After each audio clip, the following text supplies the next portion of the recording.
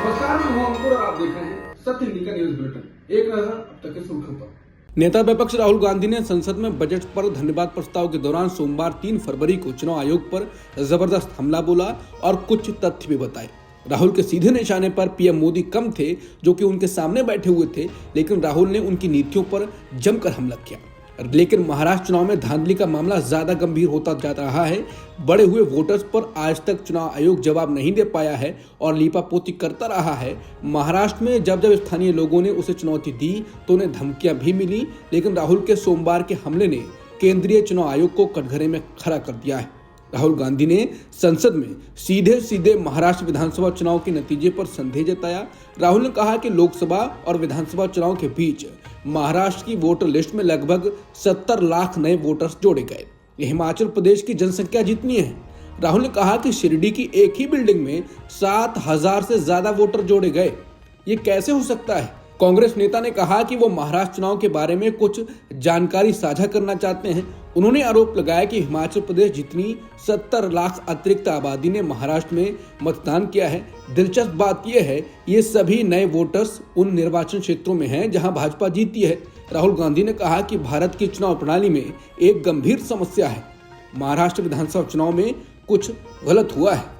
राहुल गांधी ने कहा कि कांग्रेस और विपक्ष महाराष्ट्र और हरियाणा चुनावों की वोटर लिस्ट मांग रहे हैं, लेकिन चुनाव आयोग ने इसे साझा करने से इनकार कर दिया है। नेता विपक्ष ने कहा कि मैं आपसे पूछना चाहता हूं कि चुनाव आयोग हमें महाराष्ट्र चुनाव की वोटर लिस्ट देने से क्यों इनकार कर रहा है। हमें और बाकी विपक्ष को महाराष्ट्र लोकसभा और विधानसभा चुनाव की मतदाता सूची न देकर क्या मकसद पूरा होगा? इससे चुनाव आयोग को क्यों कोई नुकसान होगा? वो हमें सूची क्यों नहीं दे रहे हैं? लोकसभा में राष्ट्रपति के अभिभाषण पर चर्चा की शुरुआत सोमवार को विपक्ष के नेता राहुल गांधी ने की। राहुल ने कहा कि बेरोजगारी समस्या का समाधान ना तो कांग्रेस के नेतृत्व वाली यूपीए सरकार कर पाई और ना ही नरेंद्र मोदी के नेतृत्व वाली एनडीए की सरकार। राहुल ने कहा कि मैंने राष्ट्रपति का भाषण सुना, वो पिछले कई सालों से यही बातें दोहरा रही। हमने ये किया, हमने वो किया। मैं संसद में बैठकर उन्हें सुन रहा था। मैं सिर्फ उसके खिलाफ जो उन्होंने बोला, आज मैं वो बताऊंगा कि उनका क्या संबोधन हो सकता था। राहुल ने कहा कि देश का भविष्य युवाओं के हाथ में है, इसलिए जो कुछ होना चाहिए उनके लिए होना चाहिए। केंद्र सरकार मेक इन इंडिया लेकर आई, ये अच्छा आइडिया है, लेकिन ये आखिर में फेल साबित हुआ। लोकसभा में नेता प्रतिपक्ष राहुल गांधी ने दावा किया कि चीन भारत की सीमा के अंदर मौजूद है। इस पर केंद्रीय मंत्री किरेन रिजिजू ने आपत्ति जताई। राहुल गांधी ने संसद में कहा कि चीन आज हमारी जमीन पर है, लेकिन प्रधानमंत्री नरेंद्र मोदी ने इसे खारिज कर दिया। वहीं सेना ने पीएम मोदी की बात से असहमति जताई है। उन्होंने बताया कि सेना ने कहा कि 4,000 स्क्वायर किलोमीटर जमीन पर चीन काबिज है। इस पर संसद में हंगामा होने लगा और इस दौरान बीजेपी नेता और केंद्रीय मंत्री किरेन रिजिजू ने कहा कि आप सदन में मनचाही बात नहीं बोल सकते, ये ठीक नहीं है और ये गंभीर विषय है। दिल्ली विधानसभा चुनाव में आज प्रचार का आखिरी दिन है। प्रचार के अंतिम दिन रोड शो और रैलियां होने जा रही हैं। दिल्ली में बीजेपी के 22 और आम आदमी पार्टी के 9 रोड शो और रैलियां हैं। हालांकि पिछले कुछ दिनों से ये कहा जा रहा है कि पीएम मोदी की रैलियों में भीड़ कम दिखाई दे रही है, लेकिन अब न्यूज लॉन्ड्री ने मोदी की रैली में जाकर रिपोर्ट किया। पीएम मोदी शाहदरा जिले के घोड़ाई विधानसभा क्षेत्र में चुनावी रैली कर रहे थे, लेकिन शुरू में ही भीड़ कम थी, जो कि मोदी की रैली में कम ही होता है कि भीड़ कम हो। दूसरा, कुछ नौजवानों ने दावा किया कि उन्हें 300 या 600 रुपए देकर रैली में लाया गया। इसके अलावा जब मोदी भाषण दे रहे थे तो बीच में ही लोग उठकर जाने भी लगे। जब उनसे उठकर जाने के बारे में पूछा गया तो कुछ लोगों ने कहा कि भूख लगी है, कुछ ने कहा कि बाहर से जाकर देखेंगे, कुछ महिलाओं ने कहा कि सुन तो लिया और कितना सुनेंगे, और कुछ ने कहा कि रैली फ्लॉप रही है। लोगों की उम्मीदें लगता है मोदी से खत्म हो गई हैं। रैली में कुछ खास नहीं लगा, रैली अच्छी नहीं रही। दिल्ली चुनाव में सभी राजनीतिक दल एक दूसरे पर आरोप लगा रहे हैं। इस बीच राहुल गांधी ने अरविंद केजरीवाल को खुली चुनौती दे दी है। राहुल गांधी ने केजरीवाल को चुनौती देते हुए कहा कि जो बदबूदार पानी दिल्ली में सप्लाई किया जाता है, वो एक गिलास वही पानी पीकर बता दे। उन्होंने कहा कि केजरीवाल जी ने कहा था कि यमुना को साफ करूंगा और नहाऊंगा, यमुना का पानी छोड़ दो। केजरीवाल जी, आप दिल्ली का पानी पी करके दिखाओ, इसके बाद हम आपसे अस्पताल में ही मुलाकात करेंगे। राहुल ने कहा कि पीएम मोदी की तरह केजरीवाल भी झूठे वादे करते हैं। यूपी के मिल्कीपुर उपचुनाव के प्रचार का भी आज आखिरी दिन है। इस दौरान अखिलेश यादव और सांसद अवधेश प्रसाद ने आज मिल्कीपुर में रैली की। अवधेश प्रसाद अपने भाषण के दौरान कई बार भावुक हो गए। उन्होंने भरभराती आवाज में भाषण दिया। उन्होंने कहा, ये कैसा समाज है जहां ये कहा जा रहा हो कि एक दलित के सांसद बनने पर अयोध्या की गरिमा घट गई। हमें कुत्ता बनाया, कुत्ते की पूंछ हमें बना दिया। सरकार के मंत्रियों ने कहा कि जब से लोगों ने दलित सांसद बनाया तो अयोध्या प्रतिष्ठा कम हो गई। हनुमान जी की कृपा ने हमें चुनाव जिताया। सारे देश में चर्चा है, लेकिन भाजपा को पच नहीं रहा है। सांसद ने कहा कि आज ये चुनाव ऐसे समय हो रहा है कि जब बाबा साहेब अम्बेडकर का अपमान हो रहा है, जब भारतीय संविधान पर खतरा है।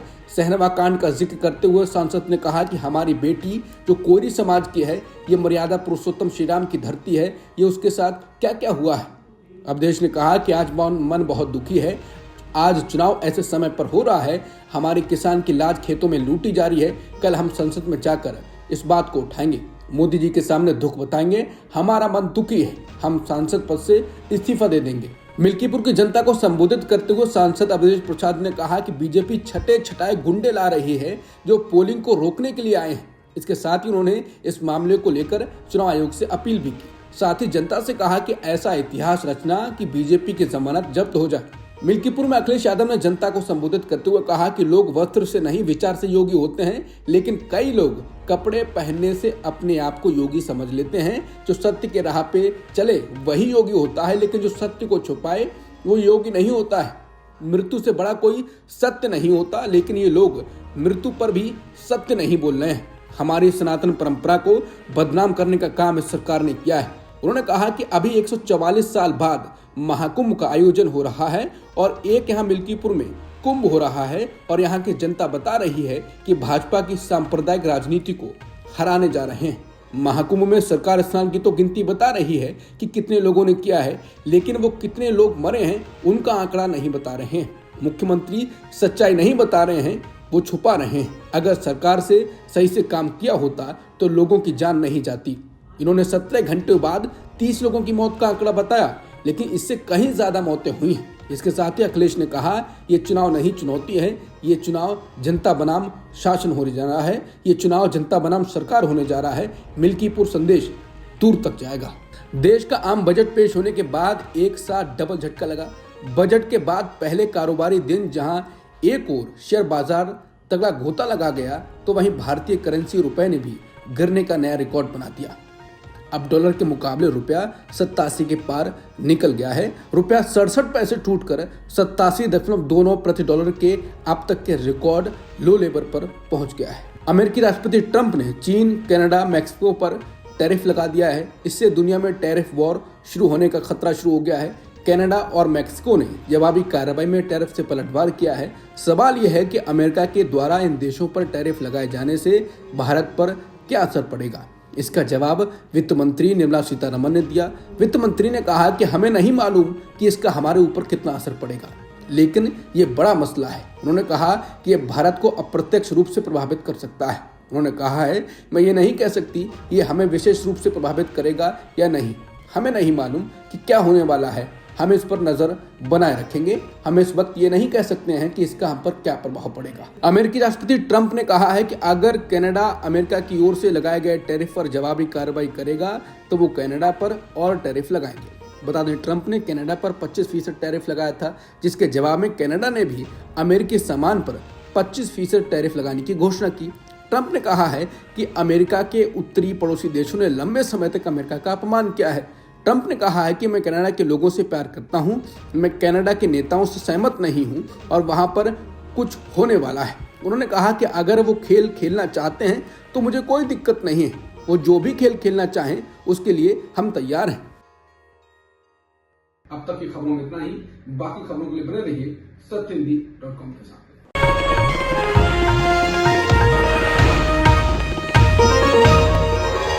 Copyright disclaimer under Section 107 of the Copyright Act 1976. Allowance is made for fair use for purposes such as criticism, comment, news reporting, scholarship, and research.